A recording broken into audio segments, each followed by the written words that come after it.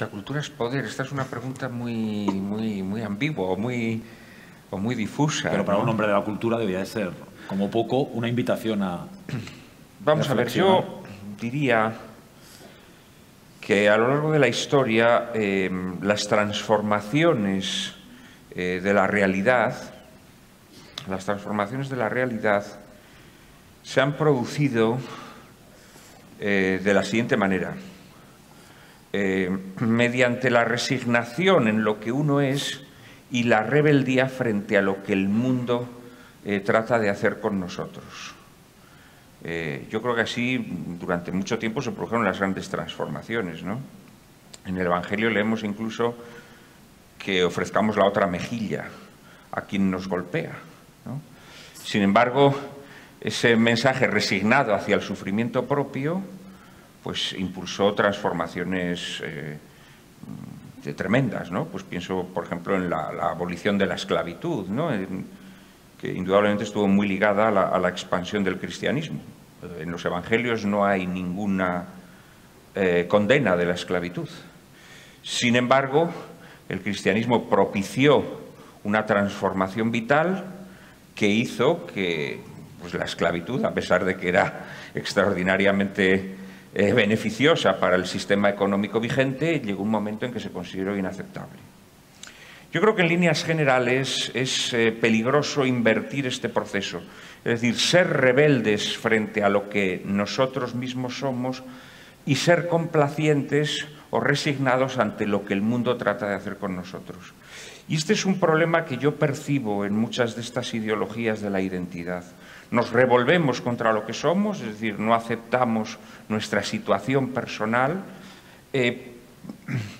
y volcamos todo nuestro activismo en revolvernos contra lo que somos y, en cambio, entre tanto, el mundo puede seguir haciendo lo que quiere hacer de nosotros tranquilamente. En este sentido, creo que un movimiento auténticamente cultural trataría más de enfrentarse a eso que el marxismo llamaba las superestructuras, ¿no? Es decir, esas estructuras en las que estamos albergados, que tal vez buscan que nos centremos en nuestros problemas narcisistas para que ellos puedan seguir desarrollando sus estrategias, ¿no?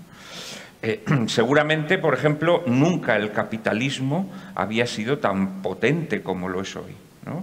De hecho, el capitalismo ya es una superestructura global, ¿no? Que nos devora entre sus fauces, ¿no?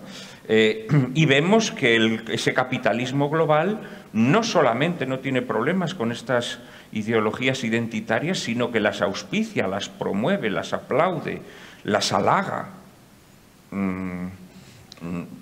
Es llamativo, por ejemplo, es llamativo que en estos últimos años, cuando se han impuesto las huelgas o las manifestaciones del 8M, es muy llamativo ver cómo las grandes corporaciones bancarias aplauden estos movimientos, es llamativo ver cómo los grandes grupos mediáticos aplauden estos movimientos. Esto no había ocurrido nunca en la historia.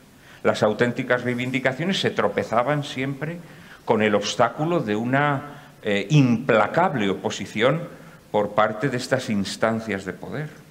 Y esto creo que al movimiento feminista y en general a todos los movimientos ideológicos identitarios les tendría que hacer reflexionar un poco. Y antes de pasar...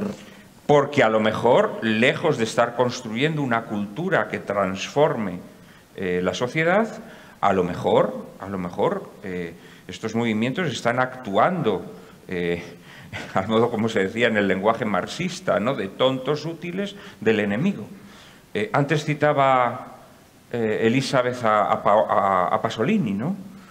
Pasolini ya en los años 60 dice que la revolución capitalista está utilizando a los movimientos de izquierda para colar su mercancía averiada. Está utilizándola haciéndoles creer que es la oposición al sistema vigente, ¿no? Y la izquierda, decía Pasolini, está cayendo en esta trampa.